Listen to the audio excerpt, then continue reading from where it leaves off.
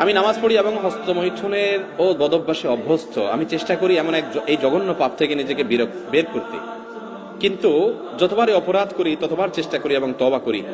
শাইখ দয়া করে বলবেন আমি কি নিজেকে কিভাবে এই পাপ থেকে বিরত রাখতে পারবো? ভাই, এই বিষয়ে এর আগেও বারবার বিভিন্ন যুবকরা বলেছেন।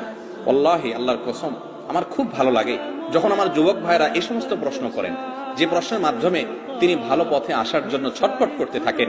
শয়তানের সাথে পারেন না, ইবলিস তাকে অন্যায়ের পথে, হারামের কাছে নিয়ে যায়। তিনি চান একটু আসার জন্য। আল্লাহ তাআলা আমার এই ভাইদেরকে সাহায্য করুন।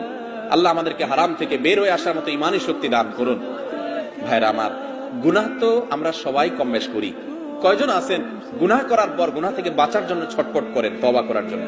তো এই সমস্ত ভাইরা যারা তওবার জন্য ছটফট করেন, আমি তাদের ব্যাপারে সুধারণা রাখি, আমার আল্লাহ তাদেরকে তওবার তৌফিক দিবেন ইনশাআল্লাহ।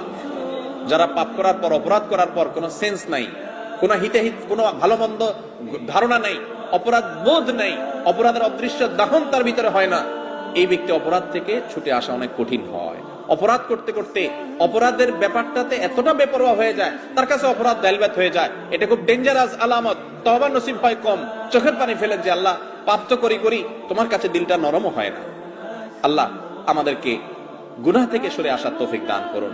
হস্তমৈথুনের এই গুনাহের সাথে আমাদের অনেক ভাইরা জড়িত, অনেক ভালো কাজ আছে, কিন্তু এখান থেকে বাঁচতে পারে না। ভাই, এক নম্বর কথা হলো, মোবাইল থেকে সমস্ত খারাপ জিনিস ফরম্যাট করে ডিলিট করে দেন। যদি সৎসাহস না থাকে বা মনে হয় যে আবার মোবাইলে সেটা চলে আসবে, মোবাইলটা বিক্রি করে একটা বাটনওয়ালা মোবাইল নেন যেখানে কিছু থাকবে না। একটু কঠিন হবে, কিন্তু হিম্মত করে আল্লাহর জন্য ত্যাগ করেন না। একটু ত্যাগ করলে, প্রিয় মানুষের জন্য ত্যাগ করলে ভালো লাগে, আল্লাহর জন্য ত্যাগ করলে আপনার ভালো লাগে কাজ করবে।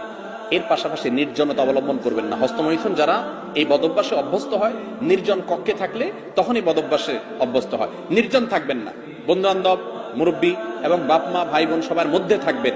একাকিত্ব অবলম্বন করবেন না, কারণ একাকিত্ব হলে শয়তান এটা করা। বেশি না, 2-4 মাস যদি একটু কষ্ট করে, স্ট্রাগল করে মোবাইল টোবাইল, ফেসবুক, ইউটিউব এগুলো থেকে সরে থাকতে পারেন, হারাম সম্পর্ক থেকে দূরে থাকতে পারেন। খারাপ জিনিস দেখলে মানুষ হস্তমৈথুন দিকে বেশি যায়। যুবকরা খারাপ জিনিস যেন দেখতে না পারেন, সে রাস্তা বন্ধ করে ফেলেন। বেশি না, 1 মাস এক্সারসাইজ করেন, ইনশাআল্লাহ বদভ্যাস দূর হয়ে যাবে। আর আল্লাহর কাছে দোয়াও করবেন, চোখের পানি ফেলবেন, মালিক আমি সরে আসতে চাই, তুমি সাহায্য করো। আল্লাহ তাআলা আমাদেরকে সেরকম হিম্মত এবং শক্তিশালী দান করেন।